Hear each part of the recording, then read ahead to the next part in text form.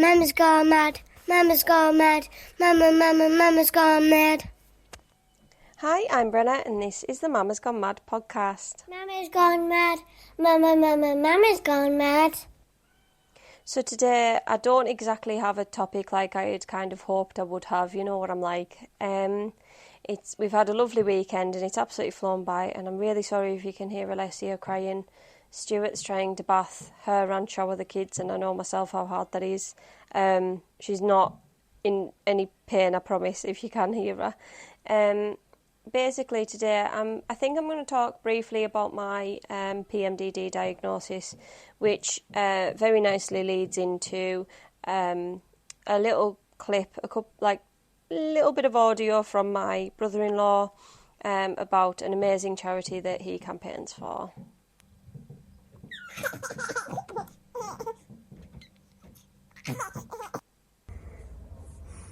Hi everyone, Mike here.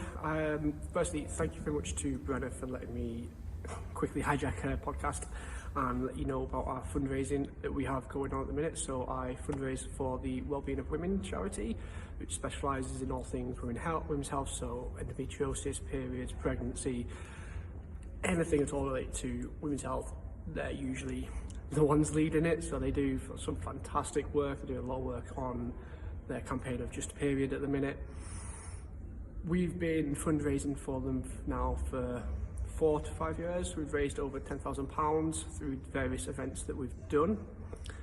This year, my wife and I, so I should actually say, we started this because of Natasha. She has got endometriosis, she's had the surgery for it, she's also through that found out that low egg count, so we've been through egg freezing. So we've firsthand seen some of the work that the charity do. They've been able to help us along in our journey and help us understand the process a bit more. So that's why we do what we do.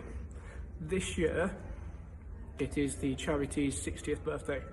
So Wellbeing of Women are 60 this year, and we are aiming to get 60 runners. So we're going to go 60 for 60, aiming to get a big group, 60 runners, where you can run it, walk it, jog it, whatever you need to, but we're going to do the Manchester 10K on the 26th of May. And now there's a couple of options. We obviously would love anyone else that wants to get involved, so you can run along with us. You get a Wellbeing of Women's vest, you get a fundraising pack. All we ask for, all that the charity have asked for, is we try to raise £150 per person. If you don't want to run, that's absolutely fine. If you don't want to be involved in the actual activity, we are looking for donations. If you want to donate whatever it could be £1, 50 pence, £2, £5, anything you've got will be massive for the charity. So if you want any more information, if you want to know how you can get involved in the actual run, if you want to just donate, or you want to find out a bit about what the charity do, I'm going to send across some links. So hopefully somewhere with this video there'll be donation links, the get involved link, get the running link, or even just the Wellbeing of Women website. Alternatively, feel free to message myself. I'll send across some details of how you can message me or message Brenna through her podcast page. Thanks.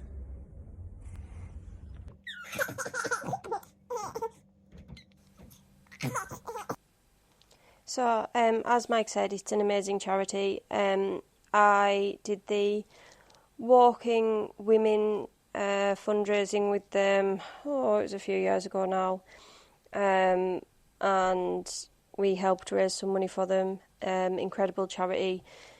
The thing is, I have PMDD, and I have gone through years and years of misdiagnosis, of the wrong treatments that actually made me worse. I've gone through years of begging doctors to listen to me, that it isn't just a period, and periods are not meant to be this heavy, and they are not meant to make you feel this bad and this horrid, and they're not meant to cause such unbearable pain and migraines.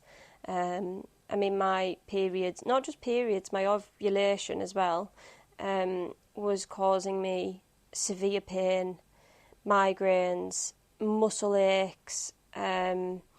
It was causing me the most horrific moods, and basically over the years I have been misdiagnosed with so many things and passed from pillar to post, and unless I kept fighting to be seen and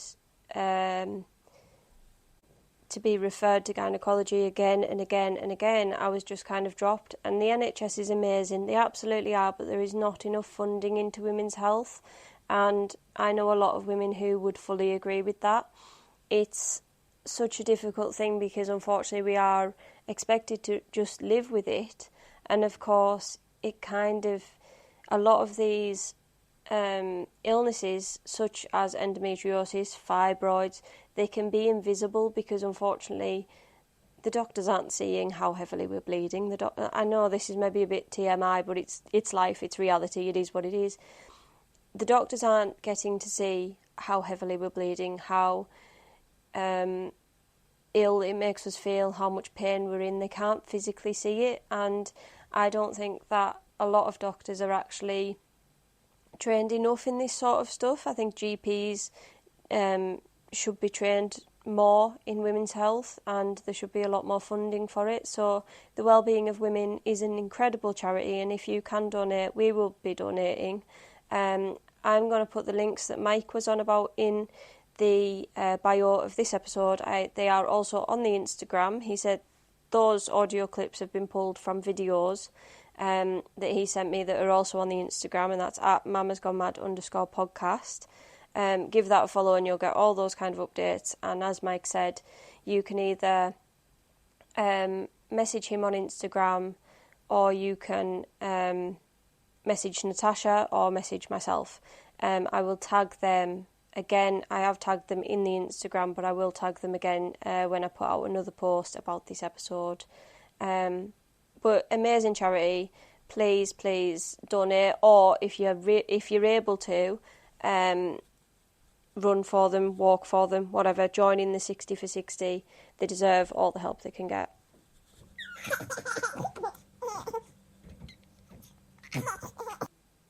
So a couple of things. In upcoming episodes, so I'm going to be having 2 separate guests on regarding PMDD when I am sort of a bit more ready to properly sit and talk about it, because it's quite an emotional thing, and I'll get into that in a bit.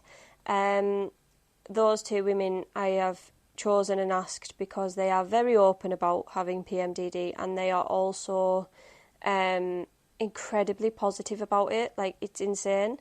One of them is actually Claire McNulty, who was on about the ADHD. She's very kindly said that she will come back on and talk about her PMDD with me. She is also in a long drawn process, just as I am. So I thought she would be a great one, and obviously she's such a positive woman. And the other lady, I won't name just yet because I just want to make sure she's happy to. I'll say her first name, but we'll leave it there. Ruth is going to be coming on, and she's also going to be talking about her PMDD and her journey with it, and the way it totally changed her life and how she changed her life for the positive. So I wanted to pick 2 positive women about that, and I can't wait for those episodes. One of my best friends, Amy, is going to be coming on, and we're going to talk a bit about how we can get ourselves down over our bodies, because I do talk about body positivity on here, and I try to be as positive as I can, and in front of my children I always want them to see me being positive. So even if I talk about my weight gain, I talk about it with laughter. I just, I do sometimes make jokes about it, and I'll just do it all with like happy, positive energy, and make it very clear to my children that it does not matter that I have gained weight, because that is not my worth. But we all have those days where we wake up and we look in the mirror and we just think, maybe we've woken up bloated, maybe we've woken up with a spot, maybe we've woken up to find hairs all over the pillow, and we seem to have developed either grey hairs or a bald patch or whatever. We all have those days. It happens to the best of us. And so me and Amy are going to be talking a bit about that and a bit about how it affects us, basically. And in upcoming episodes, just me, I'm going to be talking about, I want to do a Shit My Kids Say episode. I have listed out so many things that my children have said over the years that are just hilarious that I want to share with you all. But I would love to hear yours. I did mention it on the Instagram and on my private Facebook, but of course I know that so many of my listeners don't follow me on the Instagram and don't obviously have me as a friend on Facebook.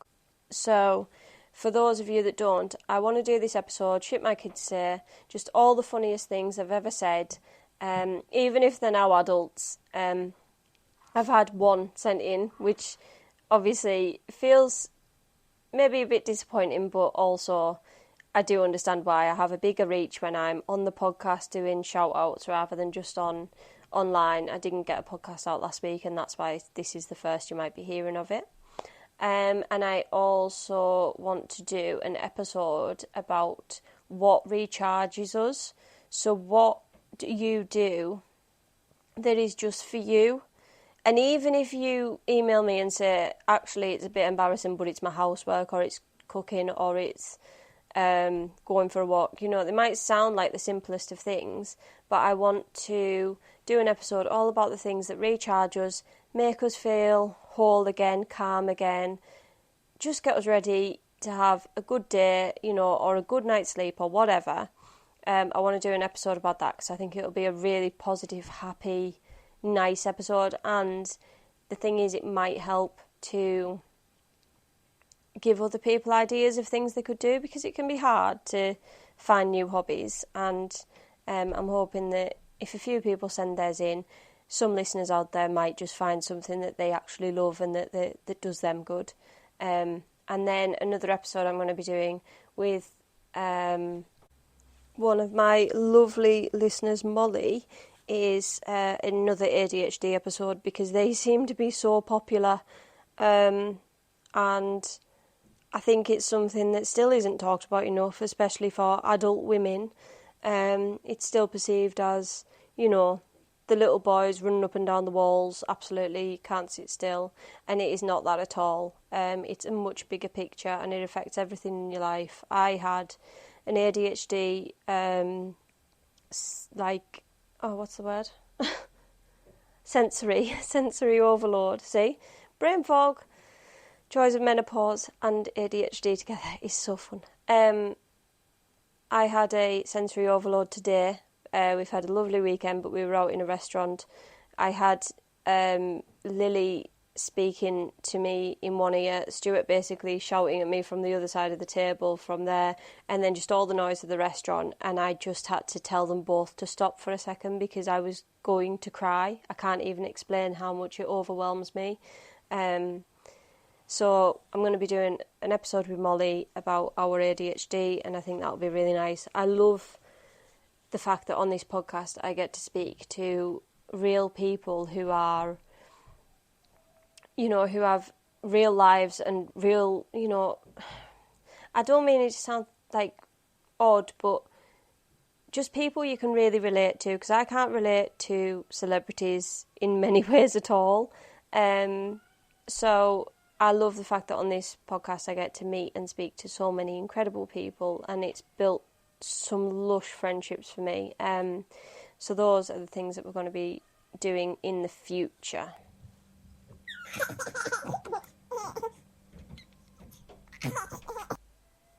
Today, I was basically just going to give you all a bit of an update about where I'm at with my PMDD and I guess my ADHD.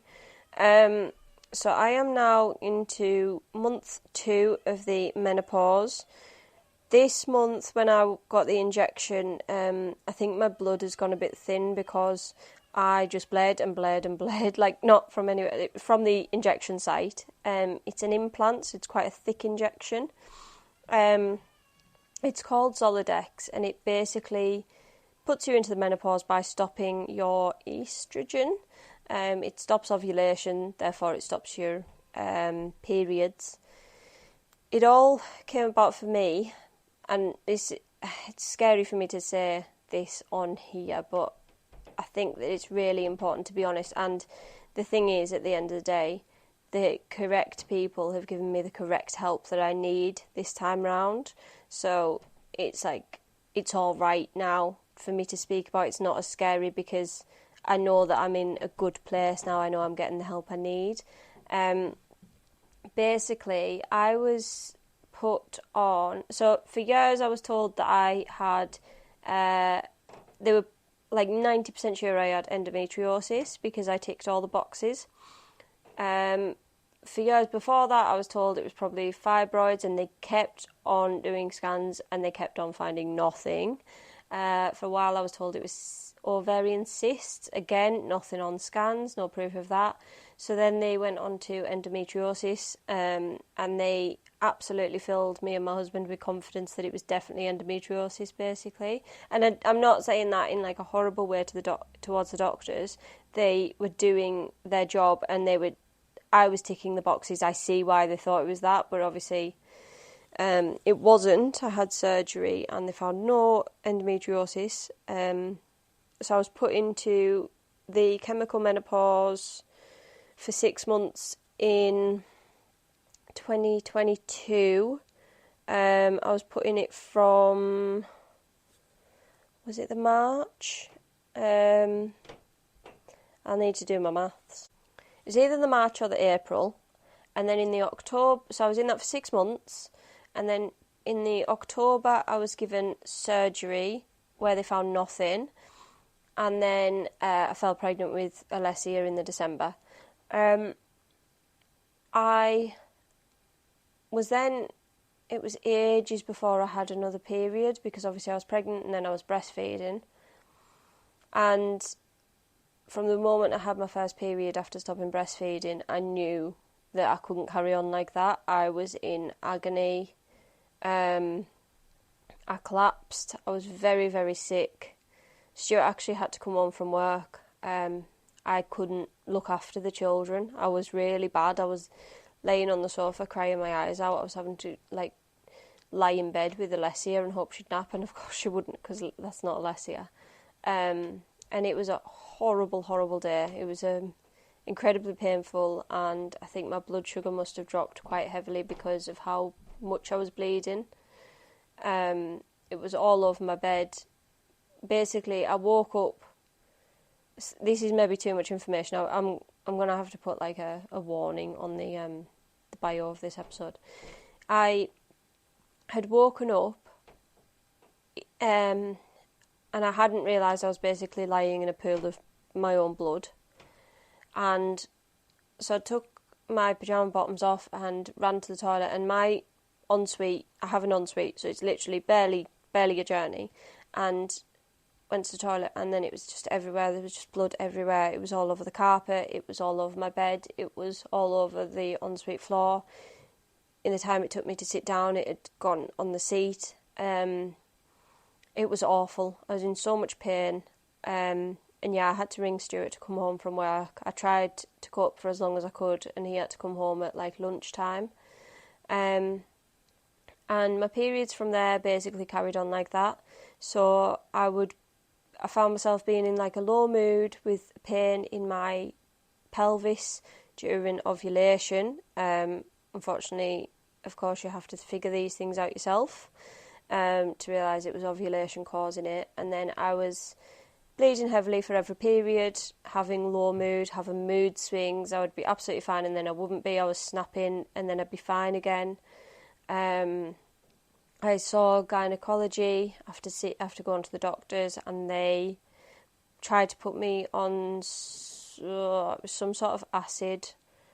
I'll have to find it. I've still got it in the cupboard. I'll put some pictures on to Instagram of it. I was put on some sort of acid, and the thing was, I don't think they fully understood that when I said I can't eat on my periods, because I couldn't. I really couldn't. You had to take these acids with food, but the problem was anything I ate was basically coming back up.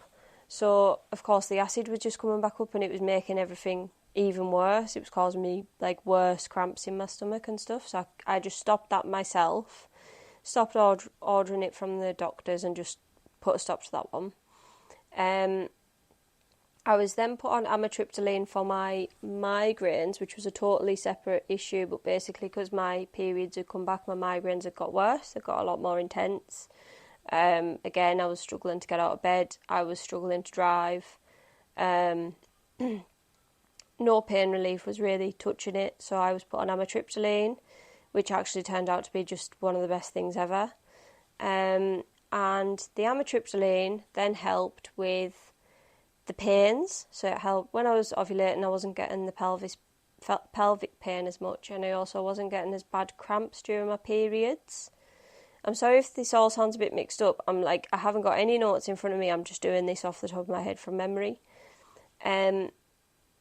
So then, basically, we had a lovely Christmas, and I came on my period, I think it was New Year's Eve, and I was badly, and I was like up and down with my moods and all that, and I'm heavily bleeding, and I was in agony, you know.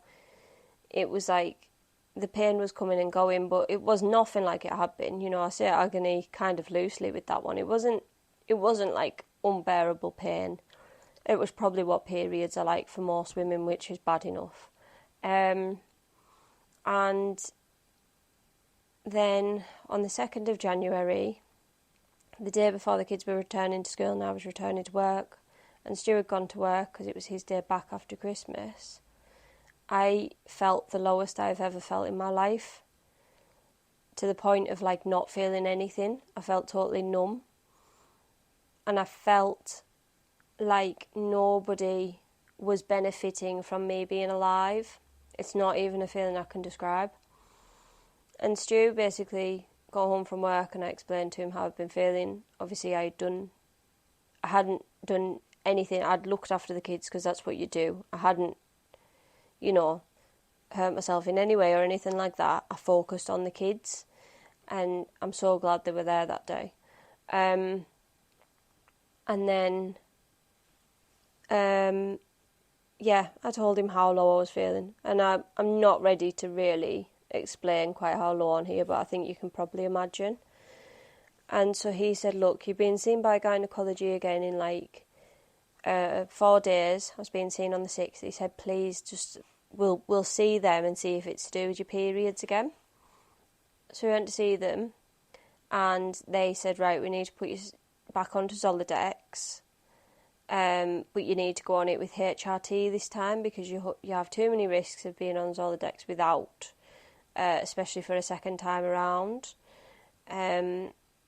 So I was put back on Zoladex and onto HRT, and then I actually did a podcast recording with Claire McNulty maybe like a week later or something, and she mentioned she had PMDD, and she'd asked if I knew what it was, and I said, oh yeah, I've heard of it.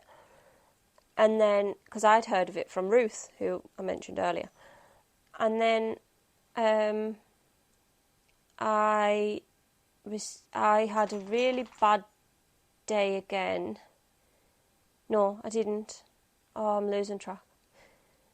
Yes, I did. I had like a bad day when I must have been ovulating again. And then basically to go on Zoladex, you have it the day you do your period. So I was going to the doctors for my Zoladex to be injected on the 26th. So it was a Friday, and I got post that morning, and one of them was an NHS letter. So I realised it must just be the general one from gynecology that they send to your doctors. And it said in it that they believed I have PMDD, and they explained, you know, why, and they explained it all. So that was how I was given my diagnosis of PMDD. I think the reason was I was seen by quite a young doctor, and he was so lovely, but he said that he wanted to discuss my case further with another consultant, like a higher consultant kind of thing. A senior consultant, that's the word. Yay me. So he wanted to discuss it further with a senior consultant. So I think that's why I wasn't told on that day. I think they wanted to discuss whether that was the case or not, and obviously it was. So I got this in a letter, a diagnosis of PMDD, and the instructions to stay on Zoladex and Tabalone, I don't know how you say it. It's my HRT. It's a synthetic HRT, so it's not real hormones. To stay on that for 6 months and then I'll be seen again to review. And then I had my Zoladex, and then on the 27th, I believe it was, I woke up and I was bleeding heavily. So sometimes with Zoladex, it takes time to kick in and you can have another period, but of course that meant low moods again, and it was very similar. It was all those feelings dredged up again, maybe a little bit intensified, but I was able to counteract them with the hope of being on Zoladex and having a treatment plan in place and having a diagnosis that I actually believe, because when I read up about it, which is something us women have to do, I really fully believe that I have PMDD more than I've ever believed I've had any of the other things that I was misdiagnosed with. And PMDD is basically, it's premenstrual dysphoric disorder, and it's where your hormones basically trigger something wrong in your brain and cause a lot of pain. It can cause heavy bleeding. It can cause suicidal thoughts, depression. It can also cause migraines, muscle ache, all the things that I have been talking about for years, begging doctors and consultants to hear me. And so it makes a lot of sense to me. And then the feeling that I had once I stopped bleeding, it's like a switch. I'm back to normal. I'm happy. I'm perfectly able to get up and out of bed and perfectly good at doing everything. But then I still ovulated again, I believe, because after about 2 weeks after the Zoladex was injected, I had another bit of a dip, and then I'm now on my second month of Zoladex and I feel fine. But I had it injected this month, and I bled like it just wouldn't stop bleeding. Basically, it just wouldn't stop. She went through quite a few cotton wool balls before giving in and putting like a surgical patch over, and it bruised up pretty badly. I think I'll probably put some photos on the Instagram to talk about that. But yeah, it's been a bit of a journey. I'm glad that I've been diagnosed with something, and I just pray that I never have to go through ovulation or a period again. And the thing is, Zoladex causes so many issues at my age, being the menopause. Aside from all the things that menopause bring, like the hot flushes, the brain fog, the fatigue, and the the spots and the hair loss and the weight gain and all the things that the menopause brings, it also brings with it, due to my age and due to it kind of being forced upon my body, it brings risks to my heart, risks to my bones. And so I don't take this lightly, this treatment. I want to make that clear. I don't take this just to, I don't really like my periods. This is like a serious thing. And then if I do end up having like a full hysterectomy, I can't remember the word for it. It's 2 separate operations done into one where they take your ovaries as well. So it's the only way it would do anything. That brings with it a lot of risks as well, and doesn't fully fix everything, but definitely makes things better. PMDD is a chronic illness. It's something that even if I have the full hysterectomy, I'll still have, technically. It'll just be, it's hard to describe. I'm not a doctor, I've just been reading up, and to be fair, I fully apologise if I've got that wrong, because there's every chance I have. But basically, after you've had a hysterectomy, you can still get depression, you can still get all these kind of symptoms, but I never ever want to feel the way I do either ovulating or on my period again, because feeling lightheaded with a migraine, with muscle aches like cramps all down your legs, with pure fatigue, not being able to eat, throwing up, and just being in so much pain and bleeding so heavily, it's such a horrific thing. What I will say though, for anyone who has these symptoms and is currently waiting to see a doctor or anything, I would personally recommend period pants, period knickers. They hold a lot more than pads or tampons do. They feel a lot fresher and a lot cleaner. They absorb properly, and they're washable, so it's a one-time payment. You know, you buy them, you buy enough to see you through your period, and then you wash them. Cold wash, and they're ready to use again. Like, rinse them out, cold wash, ready to use. It's not rank, it's actually brilliant, and it feels a lot cleaner than using pads and tampons for me personally. So there's a little recommendation. But yeah, I'm gonna leave it there for today, because that actually feels really overwhelming to talk about. I didn't think it would, but it does. It's my reality, isn't it? And it's quite scary to be so open and honest when I don't know fully who's listening. I see numbers, and I see it's a lot more numbers than I ever expected to get, so it can be quite frightening sometimes to put it out there, you know, such personal details.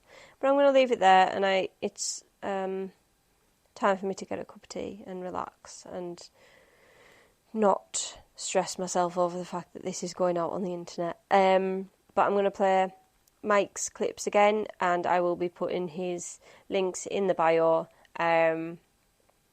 If my story wasn't enough, I'm pretty sure there's stories on the Wellbeing of Women website, and if you search them on Instagram or Facebook, you will find so many women similar to me whose lives are basically ruined once a month for whatever reason, or women who want so desperately to have children and can't.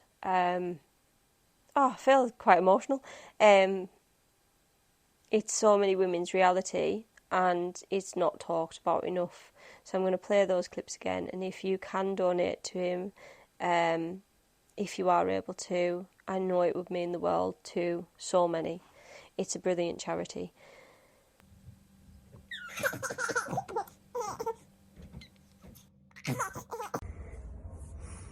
Hi everyone, Mike here.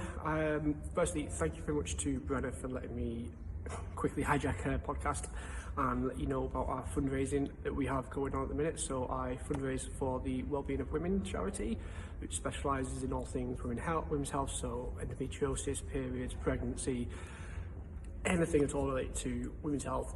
They're usually the ones leading it, so they do some fantastic work. They do a lot of work on their campaign of Just a Period at the minute.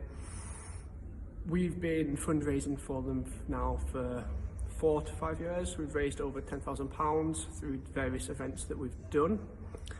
This year, my wife and I, so I should actually say, we started this because of Natasha. She has got endometriosis, she's had the surgery for it, she's also through that found out that low egg count, so we've been through egg freezing. So we've firsthand seen some of the work that the charity do. They've been able to help us along in our journey and help us understand the process a bit more. So that's why we do what we do. This year, it is the charity's 60th birthday. So Wellbeing of Women are 60 this year, and we are aiming to get 60 runners. So we're going to go 60 for 60, aiming to get a big group, 60 runners. You can run it, walk it, jog it, whatever you need to, but we're going to do the Manchester 10K on the 26th of May. Now there's a couple of options. We obviously would love anyone else that wants to get involved, so you can run along with us. You get a Wellbeing of Women's vest, you get a fundraising pack. All we ask for, all that the charity have asked for, is we try to raise £150 per person. If you don't want to run, that's absolutely fine. If you don't want to be involved in the actual activity, we are looking for donations. If you want to donate whatever it could be £1, 50 pence, £2, £5, anything you've got will be massive for the charity. So if you want any more information, if you want to know how you can get involved in the actual run, if you want to just donate or you want to find out a bit about what the charity do, I'm going to send across some links. So hopefully somewhere with this video there'll be donation links, the get involved link, get the running link, or even just the Wellbeing of Women website. Alternatively, feel free to message myself. I'll send across some details of how you can message me or message Brenna through her podcast page. Thanks.